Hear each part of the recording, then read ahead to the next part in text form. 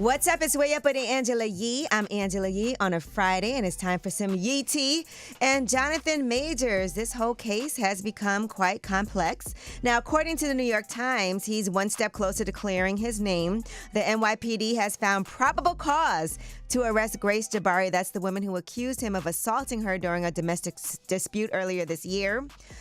He also had multiple charges, including misdemeanor assault. She was dating him at the time, and she told the police that Jonathan Majors became enraged after she confronted him about his alleged text exchange with another woman. She said she tried to take his phone away while they were in the vehicle, and he reacted with physical violence. Okay.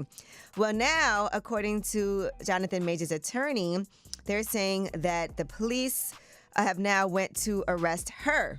And they said that there was an electronic document that authorizes officers to take her into custody on suspicion of third-degree assault. Jonathan Majors' attorney said, from the beginning, we have said Jonathan Majors is innocent and probably the victim here. Last week, for the first time, Mr. Majors met with the NYPD to present them with evidence of what really happened on that night. Within hours of viewing the evidence and conducting their own thorough investigation, the NYPD found probable cause to arrest Grace Jabbari for assaulting Jonathan Majors. Considering this development, we extend our gratitude to the NYPD detectives for their effort. Now, I will say this. At the same time that this came out, there's also a New York Times article, a Rolling Stone investigation that has been going on, and it was a 3-month investigation. Rolling Stone spoke with more than 40 people who have known Jonathan Majors during his time in graduate school, his Hollywood career, and his romantic relationships. And they are saying that he was complicated, unpredictable, and sometimes violent. They said he could switch from charming to cold in a flash. Some people said they had NDAs and could not comment. But most seriously, more than a dozen sources told Rolling Stone that he allegedly abused 2 romantic partners, one physically, both of them emotionally. They said he was a good actor, but that he would also terrorize the people that he dated. Allegedly, they claim that he strangled one woman he was dating and was mentally and emotionally abusive with her. That's what 9 of those sources claim. They also, according to other sources, say he was aggressive at work. 2 production members say that he pushed one person while on set and physically intimidated another while screaming at them, leading to a complaint to producers.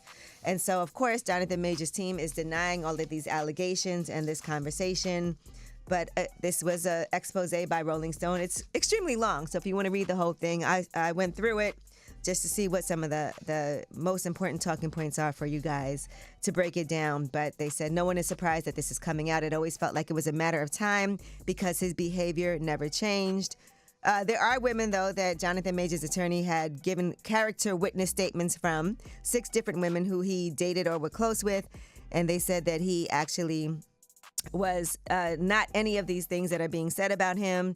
And then Rolling Stone did reach out to those 6 people. 3 say they never gave Jonathan Majors' team permission to release those statements. Another woman declined to share the statement credited to her, saying it was pre-written, not truthful, and that she had never approved of its release. And one woman did consent to making her statement public, saying that he was sweet, kind, and gentle, and she dated him from the age of 13 to 18.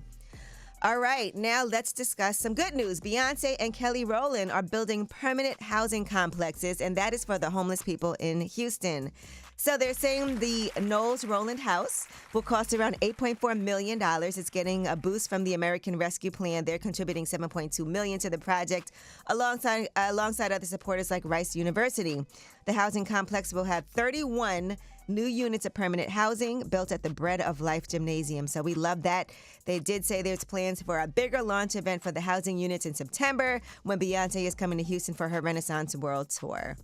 I love things like that, as y'all should know. 31 new units of housing and support for those in need. And it's not just the housing, but again, there's various services, case managers, peer specialists, service specialists to mental and behavioral health assistance and transportation. Shout out to them. Shout out to Beyonce. If more people could do things like that, I think it would help out a lot in general in this world. So that is your Yee tea. And I believe Wayno and Icewear Vezo, my co-hosts, have just arrived. I knew I should have told them 9 o'clock. All right, when we come back, we do have About Last Night. That's when we discuss things that went down last night. I already gave you a little preview of what I did last night, but we'll discuss more because I'm trying to get ready to go to Essence Fest today. And then, truth be told, next week is vacation time. For you. Yeah, sorry. But it's Way Up with Angela Yee. About Last Night is next.